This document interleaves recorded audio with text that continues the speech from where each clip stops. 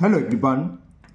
Today we will solve practice sheet of chapter 11.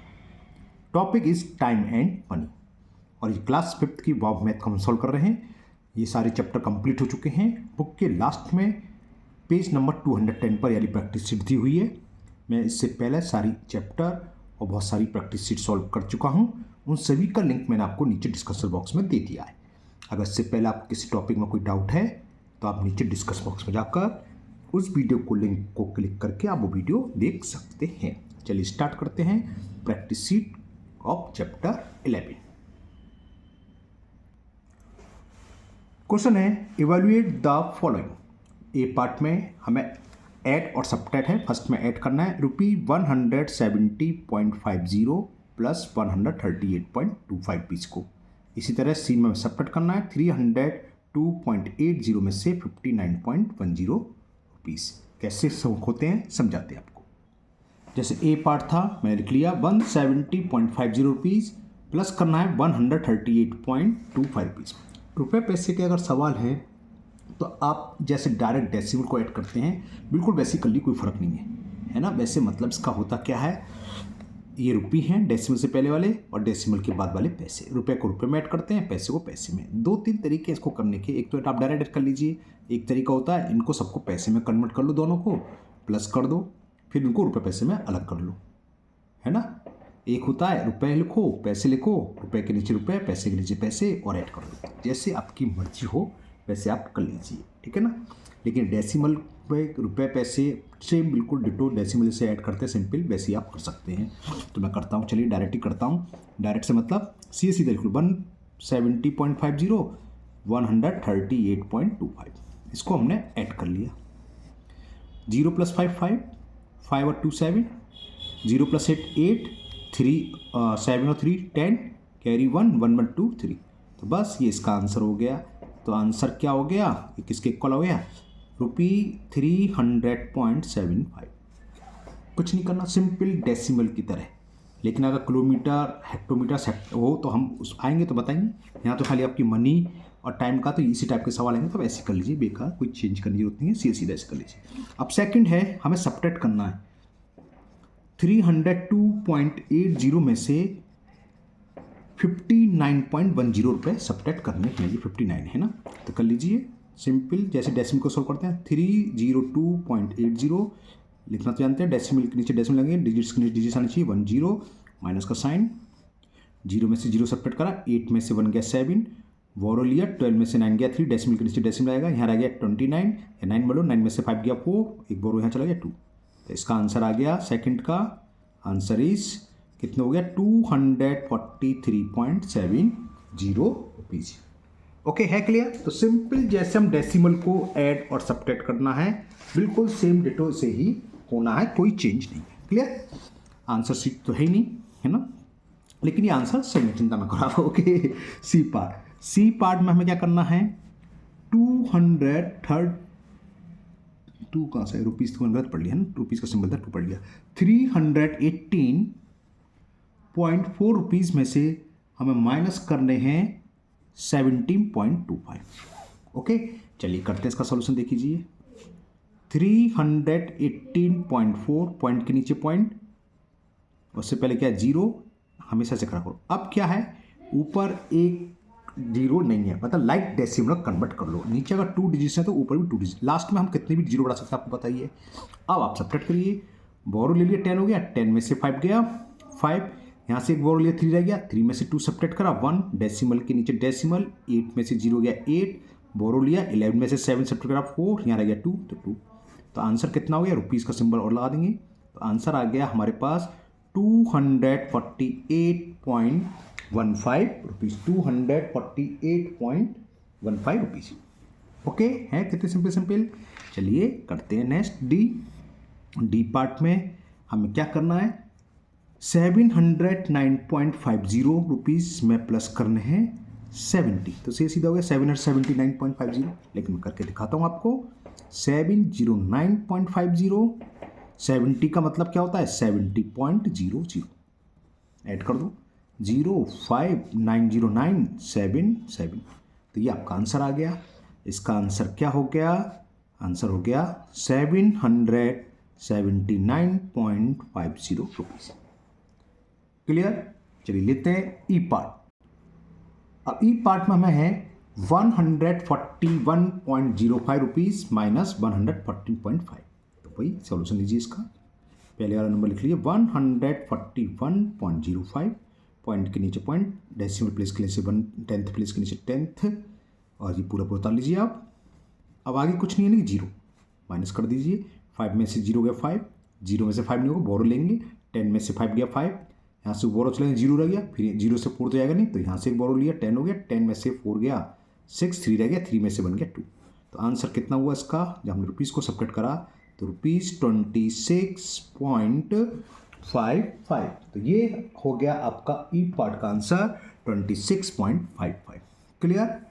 Now last F part, question number 1 का last part. इसमें हमें add करना है।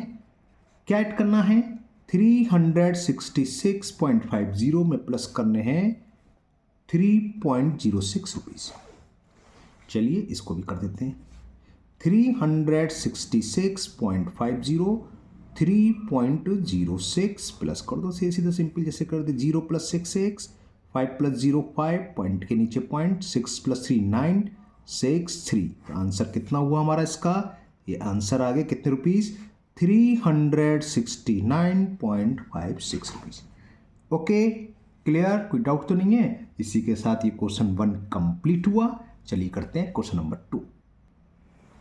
Question number 2, solve the following word problem.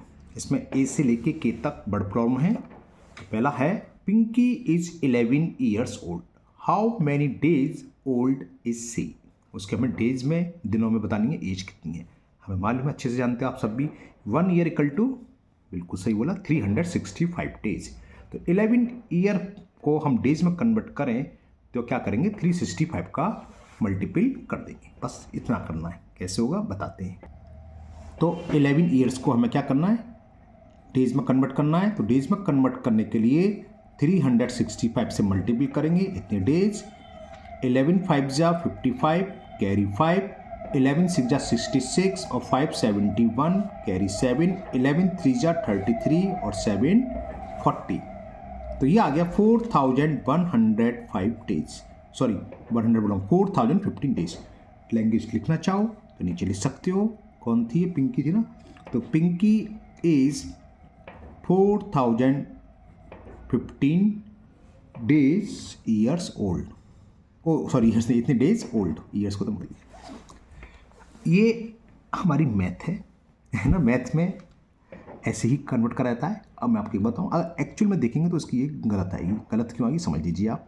करना नहीं है, करना ऐसे ही है, नहीं आप बेकार कन्फ्यूज हो। क्यों, 11 ईयर्स 11 साल बाद कम से कम 2 लीप ईयर तो पढ़ेंगे ही पढ़ेंगे। हो सकता है 3 भी पढ़ जाए, उसके पता नहीं कौन सी ईयर में है ना, बता रहा हूँ समझाने के लिए। तो 2 या 3 दिन का डिफरेंस आ गया। लीप ईयर में फरवरी क्या होती है 29, 365 डे हम कौन से लिखते हैं नॉर्मल ईयर में। तो 2 तो कम से कम लीप ईयर पढ़ेंगे ही पढ़ेंगे। हर 5 साल बाद आता है ईयर आपको, है ना। हो सकता है 3 भी पढ़ जाए कि जो ईयर हो उसकी वो लीप ईयर में ही हो, है ना। तो ये खैर आपको कोई ज़रूरत नहीं है। आपका आंसर यही आएगा, यही सही माना जाता है। मैथ में हम 365 डेज ही लेते हैं। अगर लिखाओ ईयर दी होती कि हिज बर्थडे इज़ 2005 7 डेज, जो भी हो, 7 फरवरी 2005, है ना, और फिर आगे 11 तक, तो उसमें हम देखते हैं अगर लीप ईयर आ रहा है तो हम 2 दिन और एक्स्ट्रा कर देंगे, जितने भी लीप ईयर आ रहे हैं। लेकिन यहाँ पर सिर्फ ऐसे ही आंसर आएगा, Pinky is 4015 days old. Okay चलिए करते हैं बी पार्ट। बी है, Rohit watch television for 1 hour 55 minutes। For how many second did he watch the television. उसने कितने सेकंड देखा। कहने का मतलब है 1 hour 55 minutes को सेकंड में कन्वर्ट करना है। कैसे होगा ये भी करते हैं फटाफट। क्योंकि आपका स्टैंडर्ड मतलब 5th क्लास का थोड़ा कम स्टैंडर्ड है ना। स्टैंडर्ड बड़ा होता है 9 10, तो हम इसकी डिटेल में लिखते हैं लैंग्वेज। लेकिन आपकी छोटी क्लास है, स्टैंडर्ड 5th क्लास के हैं, तो आप बस इतना लिख दीजिए, टाइम लिख दीजिए। बाद में जैसे यहाँ लिखी थी, बाद में हम लैंग्वेज लिख देंगे। यहाँ टाइम दे रखा है 1 hour 55 minutes। तो इसको क्या लिखो, ऐसे लिख लो, 1 hour प्लस, क्यों हम क्या कर रहे हैं सेकंड में कन्वर्ट कर रहे हैं। 1 hour में कितने सेकंड होते हैं, अगर आपको याद है तो बहुत अच्छी बात है, याद ही होना चाहिए वैसे तो। 3600। कैसे, 1 hour में 60 मिनट 1 आवर में 60 मिनट और 1 मिनट में 60 सेकंड। तो 60 मिनट को 60 सेकंड में कन्वर्ट करोगे, चलो मैं लिख ही देता हूँ। 60 इंटू 16 ये सेकंड हो गए, 55 ये है, इसमें भी 60 से मल्टीप्लाई करेंगे क्योंकि 1 मिनट इक्वल टू 60 सेकंड, तो ये सब सेकंड में कन्वर्ट हो गया। तो ये कितना हो गया, 6 6 जा 3600। इसको आप डायरेक्ट लिख सकते हो क्योंकि हमें स्केल मालूम होता है, यूनिट मालूम होते हैं। 1 आवर इक्वल टू 3600 सेकंड। अब इसको मल्टीप्लाई कर दो, जीरो ते है, 6 5 जा 30, कैरी 3, 6 5 जा 30 और 3 33। इन ऐड करेंगे 0 0 6 3 9 3 3 6, इतने सेकंड आ गए।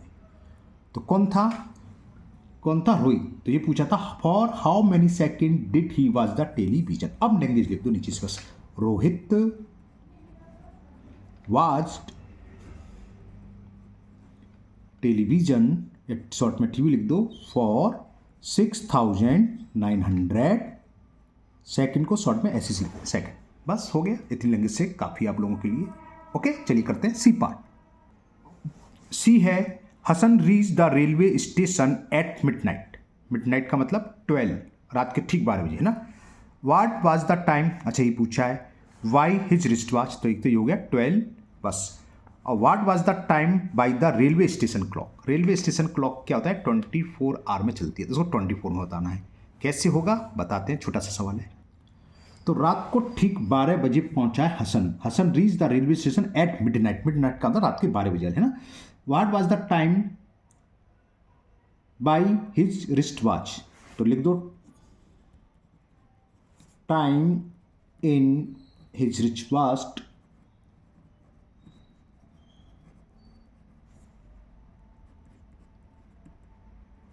ट्वेल्व। बस इसको आपको AM PM कुछ नहीं लिखता है, इसको बोलते क्या है, मिडनाइट। और सुबह दोपहर के जो होते हैं नून कहलाता है ना। तो लेकिन आपको ना यहाँ AM लिखना है ना PM लिखना है, सिर्फ इतना ही लिख दोगे 12। क्लियर। अब ये पूछा है कि स्टेशन की जो क्लॉक है कि what was the time by the railway station clock. Railway station में क्या है, 24 आवर में चलता है। तो रात के 12 बजे को क्या लिखा आएगा, 2400। ये मान लो, इसमें 12 ऐड कर दें, इसके डेसिमल हटा दो जो भी टाइम है, और 1200 ऐड कर दो, 2400 हो गया। तो क्या होगा, time in railway station clock, time in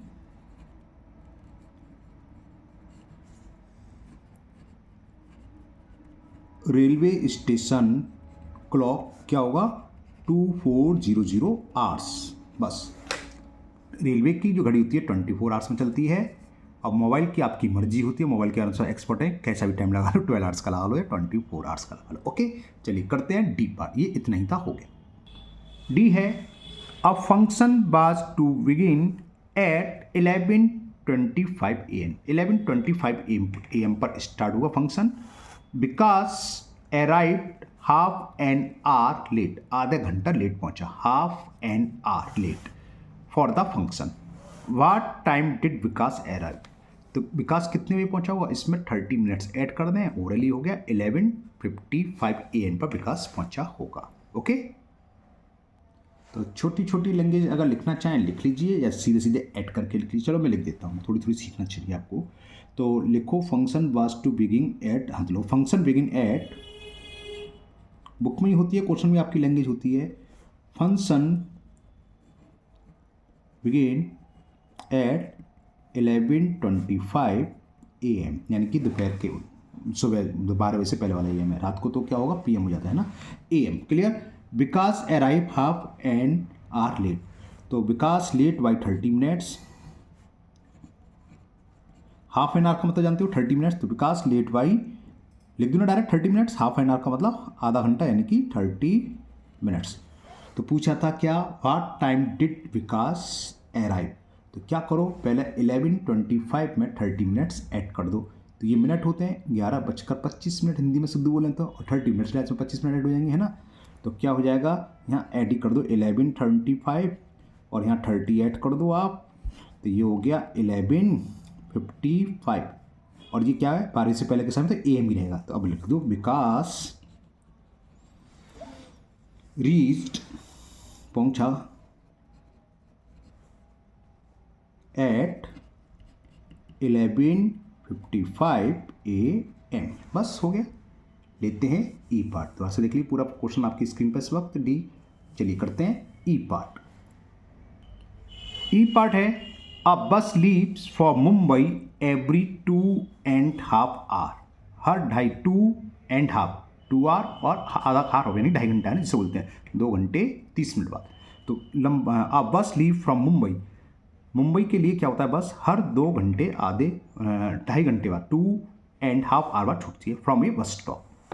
the bus has left 45 minutes ago and the next bus is scheduled to leave at 2 p.m. What is the time now? बात समझ में आई? ये कह रहा है एक कोई बस 45 मिनट पहले छूट गई। The bus has left 45 minutes ago, ठीक है। The next bus is scheduled to leave at 2 PM। अब जो दूसरी बस है 2 PM पर जाएगी। हम अभी बस स्टैंड गए, समझो क्वेश्चन को, हमें पता चला कि अरे 45 मिनट पहले ही बस चली गई है और दूसरी जो बस जाएगी 2 बजे, दोपहर के 2 बजे जाएगी। तो व्हाट इज़ द टाइम ना, तो अब बताओ कितना टाइम होगा। अब 2 बजे जाएगी, 45 मिनट्स पहले छूट गई और हर बस कितने घंटे बाद जा रही है? 2.5 घंटे बाद। तो 2.5 घंटे में से हम 45 मिनट्स पहले माइनस कर दें। बात समझ में आ रही है? 2.5 घंटे का मतलब 2 आवर 30 मिनट्स। अगर चलो उसे मिनट में कन्वर्ट करूँ टाइम को, चलो तो कितना हो गया? 2 में होते हैं 120 और 30 150 मिनट। 150 मिनट बाद जानी थी, 45 मिनट उसमें से निकल चुके, यानी कि 45 मिनट जा चुकी। तो अब कितने मिनट बचे? कितने मिनट बाद जाएगी इस टाइम से छूटने के? 105 मिनट बाद। और 105 मिनट का समय होगा 2, है ना। तो प्रेजेंट टाइम निकाल लेंगे। चलिए करते हैं पेपर पर, जब समझ में आएगा आपको। तो इसको समझ लीजिए आप। देखिए बस 45 मिनट्स पहले छूट चुकी है, नेक्स्ट बस जाएगी 2 PM।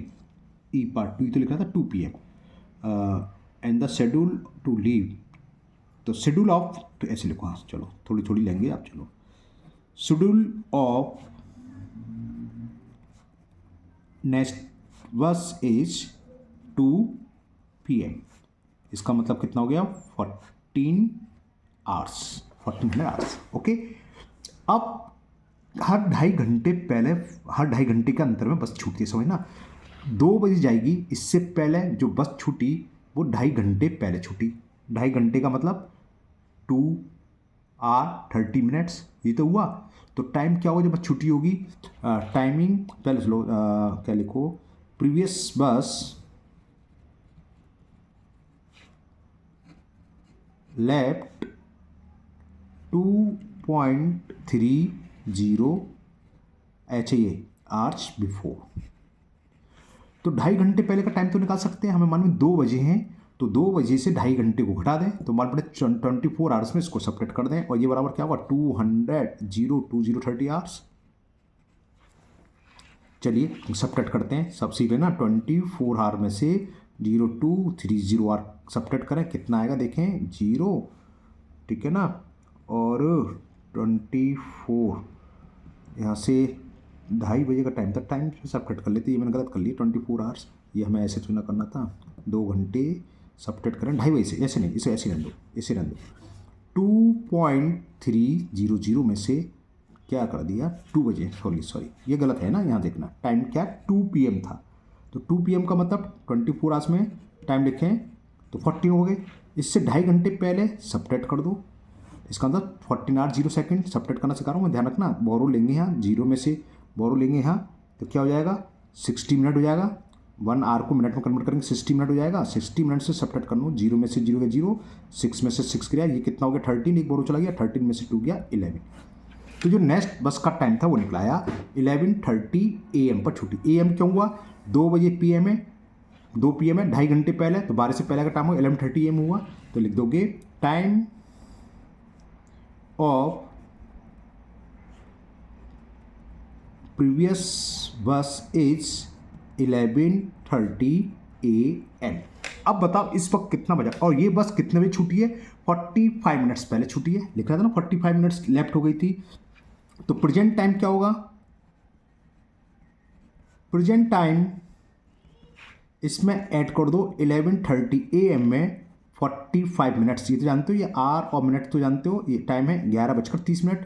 इसे ऐड करेंगे तो 5 4 3 7 यहाँ कर देता हूँ मैं, 45 + 3 ये 75 मिनट्स हो गए। 75 का मतलब 1 आवर 15 मिनट्स है ना, ये तो समझ, ये यहीं पर दिखाना पड़ता है। सो 1 आवर 50 मिनट्स, तो 15 मिनट्स आएगा, 1 आवर चलेगा यहाँ कैरी, 11 1 12, तो टाइम कितना हो गया 12 15, 12 के बाद का टाइम PM।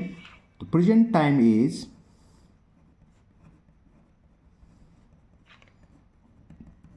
12:15 PM, यानी कि दोपहर के 12:15 पर हम पहुँचे। जब यहाँ पहुँचे तो हमें पता चला 45 मिनट पहले बस छूट चुकी है, तो अब क्या होगा 2.5 घंटे बच जाएगी, तो तब बच जाएंगे घड़ी में। तो अच्छा क्वेश्चन था, कर लीजिए अच्छे से। चलिए करते हैं F part.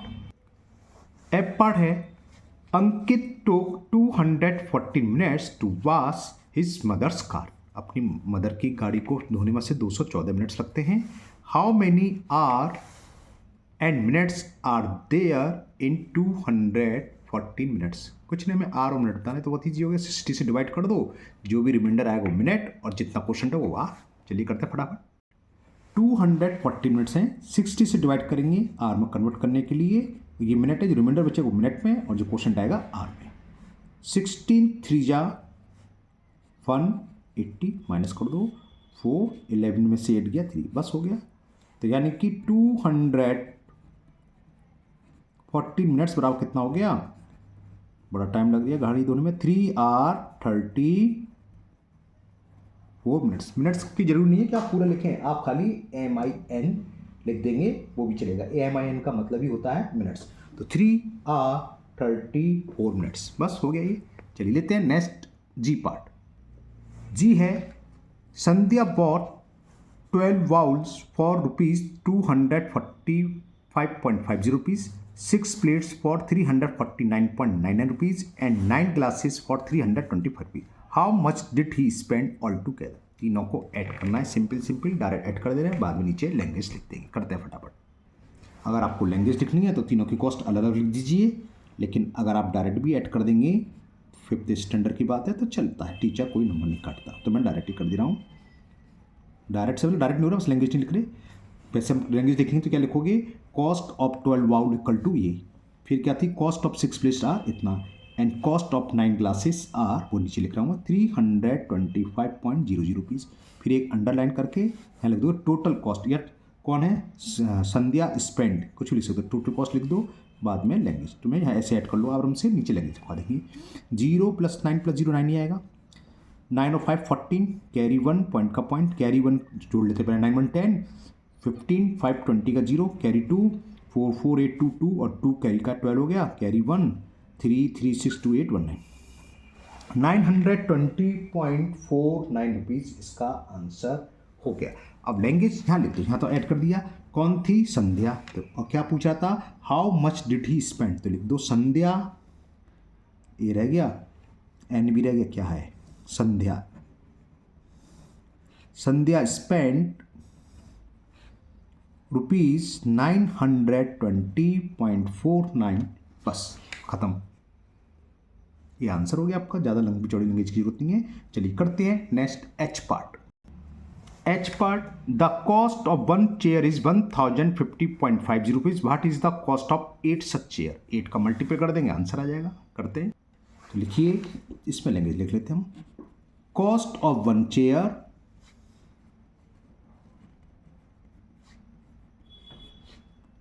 ₹1050.50 rupees, so cost of 8 such chair, मतलब सेम, यानी कि कॉस्ट 8 जितनी है 8 की भी उतनी की आएंगी। क्या करेंगे हम, कितने रुपीज़ हो जाएंगे, सीधा सीधा हमें 1050.50 में किससे मल्टीप्लाई कर देना है, 8 से। करते हैं 800, 8 5 जा 40, फिर 4 ही आ जाएगा, और 8 5 जा 40, 8 1 जा 80, तो आंसर आ गया कितने रुपीज़, 8400 पॉइंट। क्या तो लिखो ना लिखो जीरो, तो 8404 रुपीज़। तो कितने क्या चीज़, 8 चेयर कितने में आएंगी, 8404 रुपीज़। खत्म, यही था। चलिए नेक्स्ट आई पार्ट दिखाते हैं, है क्या आई क्वेश्चन। यूनिट में से लगेगा यहाँ। 12 water bottles cost 384 rupees, what is the price of 7 such water bottles. निकालते हैं कैसे होगा, यूनिटरी मेथड लगा देते हैं। क्या दे रखा है लिख लो, कॉस्ट ऑफ 12 है, 12 7 का पूछा है, 12 बोटल्स इज रुपी 384.00 लिखने की कोई जरूरत नहीं है, जानते हैं आप। तो पहले क्या करते हैं यूनिटरी में 1 की निकालते थे, कॉस्ट ऑफ 1 है, 12 है, सॉरी है ना 1, चलो पूरा लैंग्वेज लिख रहे हैं, कौन सी बोतल है ये, क्या होता है, बिल्कुल सही कह रहे हैं, 12 से डिवाइड। अब जितनी पूछी है उसको लिख लो, कॉस्ट ऑफ 7, सच मतलब बिल्कुल सेम, कोई चेंज नहीं है, इसका मतलब ये और कुछ नहीं है, ठीक है ना। क्या होगा उसमें 384/12 तो है, 7 से मल्टीप्लाई कर देंगे, आंसर आ जाएगा। देखें 12 से ही कट जाएगा, देखो 12 बन जा 12, 12 3 जा 36, 2 बचा 2 4 24, 12 2 जा 24, तो ये आंसर आ गया आपका। 7 का मल्टीप्लाई कर दो, 7 2 जा 14, कैरी 1, 7 3 जा 21 और 1 22, तो 224 रुपीज़ कॉस्ट हो गई 7 वाटर बॉटल्स की। ओके, नेक्स्ट जे पार्ट दिखाते हैं, क्या जे पार्ट है, a shopkeeper bought a pair of gloves for rupees 184.50 and sold it for 210 rupees. What is his profit और लॉस, उसको प्रॉफिट हो रहा है या लॉस, और कितने का हो रहा है ये बताना है। चलिए करते हैं इसे। तो यहाँ पर हमें द शॉपकीपर बॉट यानी कि कॉस्ट प्राइस रखा है, तो सीपी बोलते हैं कॉस्ट प्राइस को शॉर्ट में, कॉस्ट प्राइस ऑफ ग्लोव्स, ये हमें दे रखा है 184.50 और सोल्ड कर रहा है, सेलिंग प्राइस को एसपी लिखते हैं शॉर्ट में, सेलिंग प्राइस ऑफ ग्लोव्स, और ये दे रखा है 210 रुपीज़। क्या होगा बताओ, प्रॉफिट होगा कि लॉस होगा, बिल्कुल सही बताया आप लोगों ने, प्रॉफिट। क्यों, क्योंकि सेलिंग प्राइस बड़ा है कॉस्ट प्राइस से, कम में खरीद के ज़्यादा बेच रहा, प्रॉफिट होगा। तो इसमें थोड़ा सा लिख सकते हो कि SP is greater than CP, so it make profit या इट शो प्रॉफिट। तो पहला काम तो ये हो गया कि बता रहा था प्रॉफिट है कि लॉस, तो प्रॉफिट है। और प्रॉफिट निकालते कैसे हैं, फॉर्मूला होता है selling price minus cost price.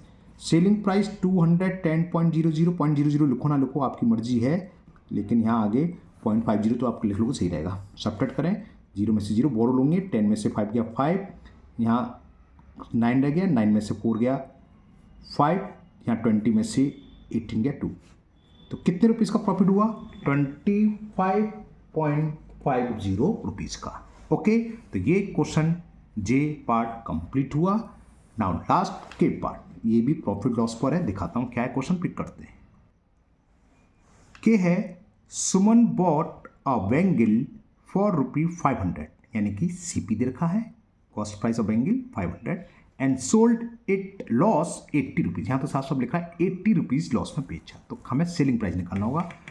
What price did he sell it, यानी कि उसने इसको कितने रुपए में बेचा। ओके, करते हैं।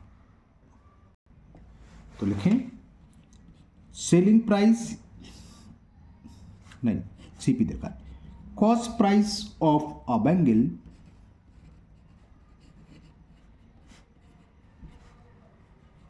$500 और हमें लॉस दे रखा है, लॉस कितना दे रखा है 80 रुपीज़। तो सीपी पूछा, सॉरी सेलिंग प्राइस पूछा एसपी, तो सेलिंग प्राइस ऑफ बैंगल,